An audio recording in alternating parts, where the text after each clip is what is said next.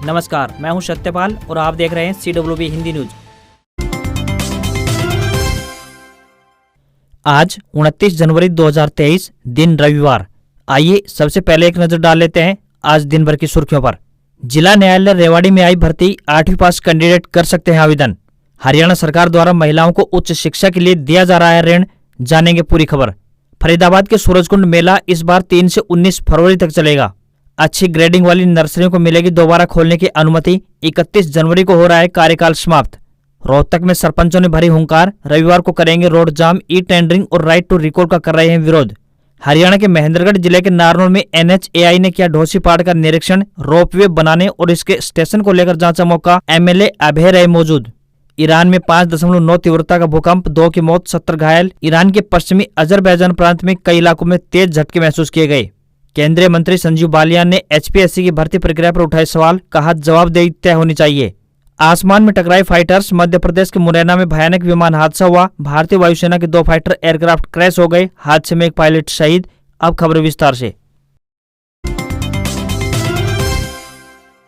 सबसे पहले मौसम अपडेट। हरियाणा में ठंड का प्रकोप जारी, जानिए कब खत्म होगा हाड़ कपा देने वाली ठंड का दौर। हरियाणा, NCR, दिल्ली में उत्तरी पश्चिमी बर्फीली हवाओं का आगाज शनिवार को भी देखने को मिला, जिसकी वजह से संपूर्ण इलाके में तापमान गोते खाने लगा और संपूर्ण इलाके में इस सीजन का चौथा सबसे छोटा शीतलहर, हाड़ कपा देने वाली ठंड और पाला जमने की स्थिति का दौर देखने को मिल रहा है। आज सुबह से ही मौसम करवट लेने वाला है और संपूर्ण इलाके से शीतलहर और हाड़ कपा देने वाली ठंड का दौर समाप्त होने वाला है, क्योंकि आज से एक नया सशक्त पश्चिमी विक्षोभ उत्तर पर्वतीय क्षेत्रों पर सक्रिय होने वाला है, जिसके कारण एक चक्रवाती सर्कुलेशन राजस्थान पर बनने की वजह से उत्तर बर्फीली हवाओं के स्थान पर दक्षिण पूर्वी और दक्षिण पश्चिमी हवाएं चलने लगेंगी तथा आज से संपूर्ण इलाके पर बादलवाई देखने को भी मिलेगी। संपूर्ण इलाके में तेज गति से हवाएं चलने और हल्की से मध्यम बारिश के साथ सीमित स्थानों पर गरज व चमक के साथ आकाशीय बिजली गिरने और ओलावृष्टि की गतिविधियों की संभावना जताई जा रही है। साथ ही फरवरी महीने की शुरुआत उत्तर बर्फीली हवाओं के आगाज से इस सीजन का शीतलहर और हाड़ कपा देने वाली ठंड का 5वां दौर की प्रबल संभावनाएं बन रही हैं। जसिया पहुंचे प्रदेश भर के पंचायती राज संस्थाओं के प्रतिनिधि, मांगे पूरी करने के लिए 1 सप्ताह का दिया अल्टीमेटम। सरकार से ई टेंडरिंग और राइट टू रिकॉल के आदेश रद्द करवाने की मांग को लेकर शनिवार को जसिया में प्रदेश भर के पंचायती राज संस्थाओं के चुने हुए प्रतिनिधि पहुंचे। करीब 3 से 4 घंटे तक आयोजित की गई गाँव देहात पंचायत बचाओ शक्ति प्रदर्शन में चौधरियों ने 3 निर्णय लिए। पहला निर्णय गोहाना में रविवार 29 जनवरी को यानी आज आयोजित किए जाने वाले केंद्रीय गृह मंत्री अमित शाह के कार्यक्रम को लेकर किया। इसमें मंच से घोषणा की गई कि रविवार को सुबह 7 बजे से लेकर दोपहर 1 बजे तक पंचायतें अपने अधिकार क्षेत्र के सड़क मार्गों को जाम करेंगे ताकि लोग गृह मंत्री अमित शाह के कार्यक्रम में शामिल न हो पाएं। दूसरे फैसले में चुने हुए प्रतिनिधियों ने कहा कि सोमवार 30 जनवरी को नरवाना में मुख्यमंत्री मनोहर लाल खट्टर के कार्यक्रम का बहिष्कार किया जाएगा। सरपंचों ने तो जसिया में यह तक कह दिया कि CM को नरवाना में घुसने तक नहीं दिया जाएगा। तीसरे निर्णय में सरकार को ई टेंडरिंग और राइट टू रिकॉल के आदेश वापस करने के लिए 1 सप्ताह का समय दिया है। अगर सरकार सप्ताह में दोनों मांगे पूरी नहीं करती है तो फिर चंडीगढ़ कूच करने के बारे में निर्णय पंचायतों के प्रतिनिधि लेंगे। यह निर्णय कब और कहां लिया जाएगा इस बारे में अवगत नहीं करवाया गया है। हरियाणा सुपर 100 के लिए 31 जनवरी तक कर सकते हैं आवेदन, जानिए प्रक्रिया। हरियाणा सरकार ने प्रदेश के प्रतिभावान छात्रों की पहचान कर उन्हें भविष्य में ऊंचे मुकाम पर पहुंचाने हेतु चलाए जा रहे कार्यक्रम यानी सुपर 100 के लिए आवेदन आमंत्रित किए हैं। ऑनलाइन आवेदन करने की अंतिम तिथि की बात करें तो 31 जनवरी 2023 रात 12 बजे तक है। प्रवक्ता ने बताया कि इस कार्यक्रम के तहत 10वीं पास करने वाले छात्रों को हरियाणा सरकार की ओर से नीट व JEE में प्रवेश पाने के लिए निःशुल्क यानी फ्री में कोचिंग दी जाएगी। उन्होंने बताया कि 10वीं की परीक्षा में 80% अंक हासिल करने वाले तथा सुपर 100 में चयनित विद्यार्थियों को नीट व JEE की निःशुल्क यानी फ्री कोचिंग मिलेगी। इससे प्रतिभावान विद्यार्थियों का डॉक्टर व इंजीनियर बनने का सपना साकार होगा। उन्होंने बताया कि सुपर 100 कार्यक्रम में चयनित होने वाले विद्यार्थियों को 2 परीक्षा पास करनी होंगी। लेवल 1 की परीक्षा आगामी 10 फरवरी 2023 को होगी तथा लेवल 2 की परीक्षा की बात करें तो ये आगामी 10 अप्रैल से लेकर 20 अप्रैल 2023 के बीच होगी। दोनों ही परीक्षाएं पास करने वाले चयनित छात्र छात्राओं के लिए कक्षाएं 3 मई 2023 से प्रारंभ हो जाएंगी। पंजीकरण के लिए विभाग की वेबसाइट www.haryana-super100.com पर लॉगिन कर सकते हैं। पूर्व मुख्यमंत्री भूपेंद्र सिंह हुड्डा बोले, खराब हुई सरसों की फसल का जल्द सरकार दे मुआवजा। पूर्व मुख्यमंत्री और नेता प्रतिपक्ष भूपेंद्र सिंह हुड्डा ने सरसों के किसानों को मुआवजा देने की मांग उठाई है। उनका कहना है कि पाले की मार से पूरे प्रदेश में 70 से 90% तक फसल खराब हो चुकी है, लेकिन अभी तक भाजपा जसपा सरकार ने न तो गिरदावरी करवाई और न ही मुआवजे का ऐलान किया है। उन्होंने कहा है कि सरकार बिना देरी किए किसानों की मदद के लिए आगे आए। भूपेंद्र सिंह हुड्डा ने साथ ही यह भी याद दिलाया कि साल 2020 की खरीफ फसल के मुआवजे की मांग को लेकर किसान आज तक कई जगहों पर धरनारत हैं। पिछले कई सीजन से या तो किसानों को मुआवजे की नाम मात्र की राशि थमा दी जाती है या फिर मुआवजा बिल्कुल भी नहीं मिलता। इस तरह सरकार और बीमा कंपनियां किसानों का सैकड़ों करोड़ रुपया डकार चुकी हैं। हर सीजन में बीमा कंपनियों को प्रीमियम देने के बाद भी किसानों के हाथ खाली रहते हैं, जो कि बीमा कंपनियां हरियाणा से 40,000 करोड़ से ज्यादा का भारी भरकम मुनाफा कमा चुकी हैं। सरकार के संरक्षण में किसानों के पैसे पर बीमा कंपनियां चांदी कूट रही है। भूपेंद्र सिंह हुड्डा ने कहा कि बीजेपी जेजेपी सरकार की इन्हीं नीतियों व भ्रष्टाचार के चलते प्रदेश का किसान बर्बादी की कगार पर पहुंच चुका है। मुख्यमंत्री ने अंत्योदय परिवार उत्थान योजना के लाभार्थियों से किया सीधा संवाद, कहा मुख्य धारा में लाने हेतु दिया जा रहा है रोजगार। मुख्यमंत्री हरियाणा मनोहर लाल ने सोनीपत में ऑडियो कॉन्फ्रेंसिंग के माध्यम से मुख्यमंत्री अंत्योदय परिवार उत्थान योजना के लाभार्थियों से सीधा संवाद किया। लाभार्थियों ने कहा कि प्रदेश सरकार ने मुख्यमंत्री अंत्योदय परिवार उत्थान योजना चलाकर गरीबों व वंचितों को स्वावलंबी बनाकर जीवन जीने का अधिकार दिया है। मनोहर लाल ने लाभार्थियों को संबोधित करते हुए कहा कि प्रदेश सरकार अंत्योदय परिवारों को मुख्य धारा में लाने हेतु रोजगार, स्वास्थ्य, शिक्षा तथा आवास आदि के लिए विभिन्न योजनाएं चला रही है। उन्होंने कहा कि ऐसे परिवारों के उत्थान के लिए ही सरकार ने मुख्यमंत्री अंत्योदय परिवार उत्थान योजना चलाई है। इसके तहत लगभग 30,000 परिवारों को मदद पहुंचाई जा चुकी है। इस योजना के माध्यम से ऐसे परिवारों की वार्षिक आय कम से कम 1,80,000 रुपए करने का बीड़ा उठाया गया है। सरकार का प्रयास है कि अंत्योदय परिवार के सदस्यों को कौशल विकास हो ताकि वे अपने स्वयं का कार्य शुरू करने में सक्षम बन सके। उन्होंने कहा कि सरकार ने यह व्यवस्था की है कि जरूरतमंद परिवार भी सरकारी नौकरी हासिल कर सके। इसके लिए सरकारी नौकरियों में ऐसे परिवारों के उम्मीदवारों को 5 अतिरिक्त अंक देने का भी प्रावधान किया गया है। बालग्राम राई में बच्चों से मिलने पहुंचे सीएम खट्टर, बच्चों से कहा यह आपके साथ साथ मेरा भी घर है। मुख्यमंत्री मनोहर लाल शनिवार सायं अपने सोनीपत दौरे के दौरान बच्चों से मिलने बालग्राम राई पहुंचे। मुख्यमंत्री को अपने बीच अचानक देख बच्चों की खुशी का कोई ठिकाना नहीं रहा। इस दौरान मुख्यमंत्री ने बच्चों से कहा कि बालग्राम राई आपके साथ साथ मेरा भी घर है, इसलिए मैं अपने घर के बच्चों से मिलने के लिए उनके बीच पहुंचा हूं। साथ ही बच्चों के लिए उपलब्ध करवाई जा रही विभिन्न सुविधाओं के बारे में भी जानकारी ली। बच्चों को यहाँ एक परिवार जैसा माहौल मिलना चाहिए। उन्होंने कहा कि बालग्राम के बच्चों की जो भी मांग होगी उसे तुरंत पूरा किया जाएगा। मुख्यमंत्री ने कहा कि प्रदेश सरकार ने अनाथ बच्चों के पालन पोषण के लिए हरिहर योजना शुरू की है, जिसके तहत बाल गृह में आने वाले ऐसे सभी बच्चों का पालन पोषण और पढ़ाई का खर्च राज्य सरकार उठाएगी और 18 वर्ष की उम्र पूरी करने के बाद ऐसे युवाओं को सरकार सीधे एक्स ग्रेशिया पॉलिसी में कवर करेगी और ग्रुप सी और ग्रुप डी की नौकरी दी जाएगी। इसके लिए उन्हें किसी तरह के एग्जाम भी नहीं देने होंगे। मुख्यमंत्री ने कहा कि अगर ऐसे युवक ग्रेजुएट और पोस्ट ग्रेजुएट करते हैं तो वे क्लास 1 और क्लास 2 की नौकरी के लिए भी हकदार होंगे, लेकिन इसके लिए उन्हें लिखित परीक्षा पास करनी होगी। ऐसे सभी युवाओं को सरकार आर्थिक रूप से पिछड़े वर्गों की कैटेगरी में रखेगी और नौकरियों में 10% आरक्षण की व्यवस्था भी देगी। फरवरी के इस दिन से शुरू हो रहा है सूरजकुंड मेला, 16 दिनों तक चलेगा। सूरजकुंड मेला इस बार 3 से 19 फरवरी तक चलेगा। सूरजकुंड हरियाणा राज्य के फरीदाबाद जिले का एक गांव है। यहाँ हर साल मेला लगता है। मेले के कारण यह स्थान भारत में प्रसिद्ध हो गया है। कहा जाता है कि इस मेले की शुरुआत 1987 में शिल्पकारों और उनके अद्भुत कार्यों को प्रदर्शित करने के लिए की गई थी। इसका मुख्य उद्देश्य की बात करें तो स्थानीय कला को बढ़ावा देना और रोजगार के अवसर प्रदान करना था। इस मेले में कपड़ा, चीनी मिट्टी और टेराकोटा आदि चीजें मिलती है। अगर आप भी इस बार फरवरी में घूमने का प्लान बना रहे हैं तो भारत की क्षेत्रीय संस्कृति से रूबरू होने के लिए सूरजकुंड मेले में जा सकते हैं। इस मेले में न सिर्फ आपको स्थानीय शिल्प से रूबरू होने का मौका मिलेगा, बल्कि आप स्थानीय जायकों का लुत्फ भी उठा पाएंगे। सूरजकुंड मेले के टिकट सप्ताह दर सप्ताह बदलते रहते हैं। सप्ताह के दिनों की बात करें तो टिकट की कीमत 120 रुपए और सप्तांत में 180 रुपए है। दिलचस्प बात यह है कि मेला हर साल एक अनूठी थीम के साथ आयोजित किया जाता है। इसे किसी एक विषय पर सजाया जाता है। इस साल नॉर्थ ईस्ट के 8 राज्यों को थीम स्टेट बनाया गया है। भारत की संस्कृति और रीति रिवाजों को करीब से जानने के लिए यह एक बेहतरीन जगह है। अगर आप पूरे देश को एक नजरिए से देखना चाहते हैं तो सूरजकुंड मेला अवश्य आएं।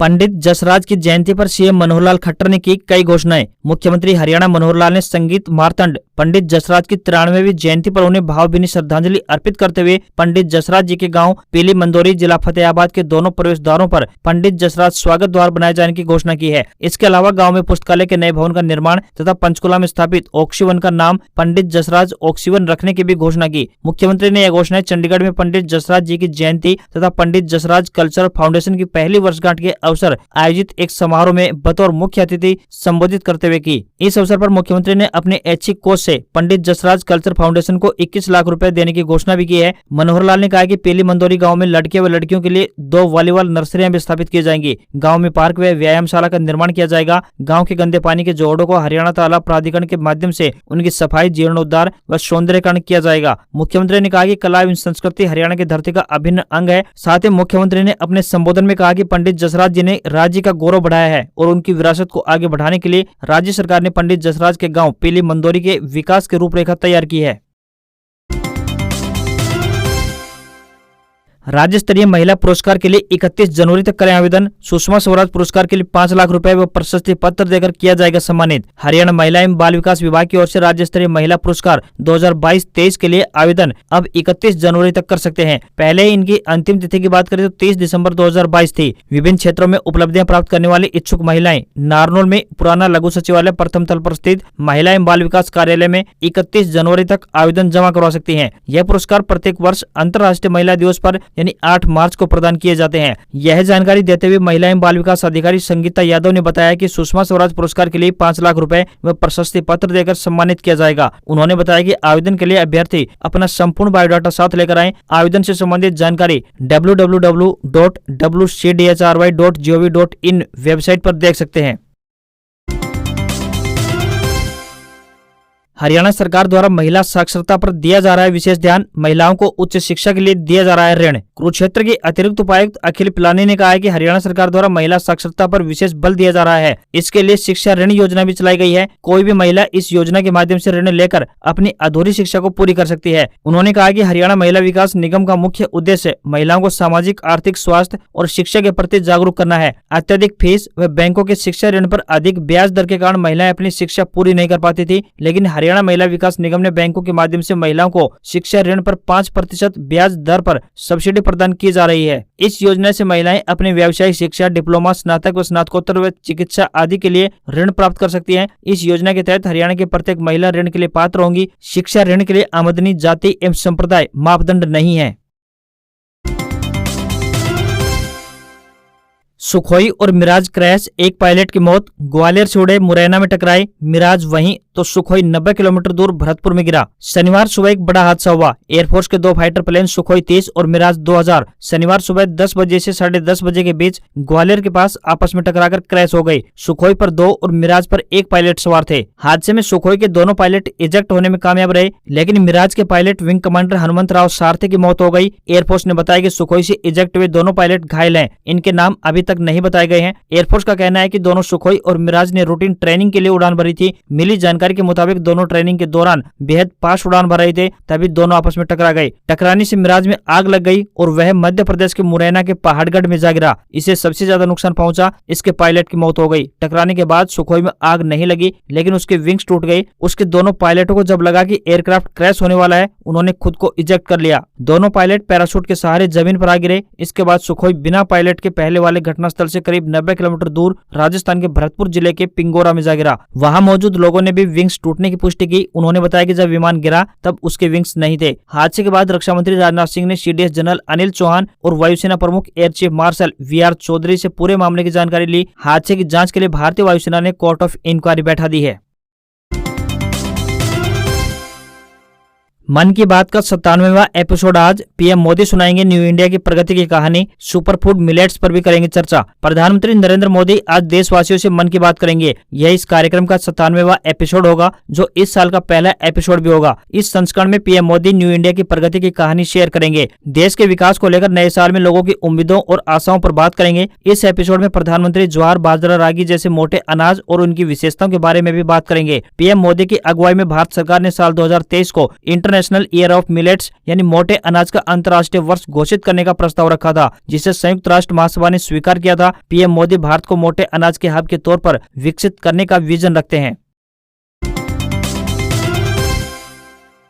राष्ट्रपति भवन का मुगल गार्डन अब अमृत उद्यान कहा जाएगा। राष्ट्रपति 29 जनवरी यानी आज उद्यान उत्सव की शुरुआत करेंगी, आम लोग भी देख सकेंगे। दिल्ली स्थित राष्ट्रपति भवन के मुगल गार्डन का नाम शनिवार को बदल दिया गया है। अब इसकी पहचान अमृत उद्यान के नाम से होगी। इसे हर साल वसंत के मौसम में आम जनता के लिए खोला जाता है। राष्ट्रपति 29 जनवरी यानी आज उद्यान उत्सव की शुरुआत करेंगी। आम जनता के लिए अमृत उद्यान 31 जनवरी को खोला जाएगा और 26 मार्च तक लोग यहाँ पर घूम सकेंगे। हर साल की तरह इस बार भी 5 से 6 लाख लोगों के पहुंचने की उम्मीद है। जनता के लिए पहली बार इसे देश के पहले राष्ट्रपति डॉक्टर राजेंद्र प्रसाद ने खुलवाया था। यहाँ ब्रिटिश और मुगल दोनों के गार्डन की झलक मिलती है। राष्ट्रपति भवन बनाने वाले आर्किटेक्ट एडविन लुटियंस ने इसे बनाया था। मुगल गार्डन में आने वाले लोगों की सुविधा के लिए कई बदलाव भी किए गए हैं। सभी पौधों के पास QR कोड लगाया जाएगा। अगर कोई भी इसे स्कैन करेगा तो उसे पौधे से जुड़ी सारी जानकारी मिल जाएगी। इसी के साथ 20 प्रोफेशनल तैनात किए जाएंगे जो लोगों को गार्डन के बारे में जानकारियां देंगे। अमृत उद्यान 15 एकड़ में फैला हुआ है। गार्डन को राष्ट्रपति भवन की आत्मा माना जाता है। इसमें 138 तरह के गुलाब, 10,000 से ज्यादा ट्यूलिप बल्ब और 70 अलग अलग प्रजातियों के लगभग 5,000 मौसमी फूलों की प्रजातियां हैं।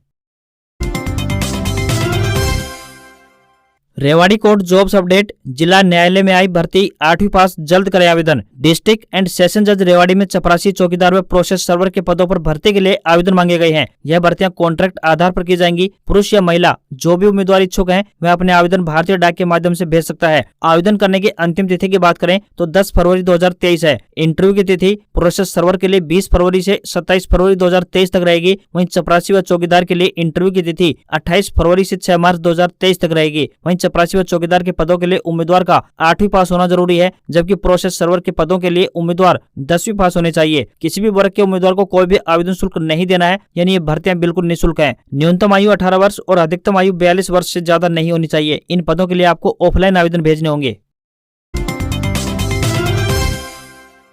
केंद्रीय गृह मंत्री अमित शाह आज यानी रविवार को हरियाणा में मिशन 2024 का शंखनाद करेंगे। गोहाना की अनाज मंडी में भारतीय जनता पार्टी ने विशाल रैली का आयोजन किया है। इधर ई टेंडरिंग को रद्द करने की मांग कर रहे सरपंचों ने अमित शाह की रैली के विरोध में प्रदेश भर में 6 घंटे चक्का जाम करने का भी ऐलान किया है। इसके लिए शनिवार को रोहतक के जसिया में प्रदेश भर से सरपंच पहुंच चुके हैं। हरियाणा सरपंच एसोसिएशन के अध्यक्ष रणबीर सिंह शैमन ने स्पष्ट किया है कि रैली के विरोध में प्रदेश भर में हाईवे व सड़कों को जाम करेंगे। इसके बाद 3 फरवरी को नरवाना में मुख्यमंत्री का विरोध करेंगे। सरपंचों का रोष देखते हुए खुफिया विभाग सतर्क हो गया है। रैली को सफल बनाने के लिए हरियाणा सरकार ने कमर कस ली है। गोहाना की रैली से अमित शाह हरियाणा को बड़ा संदेश देंगे। 2014 में 9 और 2019 में हरियाणा की सभी 10 लोकसभा सीटें जीत चुकी भाजपा इस बार भी सभी सीटें जीतने की उम्मीद को लेकर रविवार यानी आज चुनावी गर्जना का आगाज करेगी। केंद्रीय गृह मंत्री अमित शाह गोहाना के मंच से GT रोड बेल्ट और जाट बेल्ट के मतदाताओं को साधेंगे। मुख्यमंत्री मनोहर लाल के अलावा दुष्यंत चौटाला, पार्टी प्रदेशाध्यक्ष ओम प्रकाश धनखड़, सांसद रमेश कौशिक, विधायक श्रीकृष्ण मिड्डा, मोहनलाल बड़ोली और निर्मल चौधरी भी मंच पर रहेंगे। रैली का समय 12 बजे का रखा गया है। आज खबरों में बस इतना ही।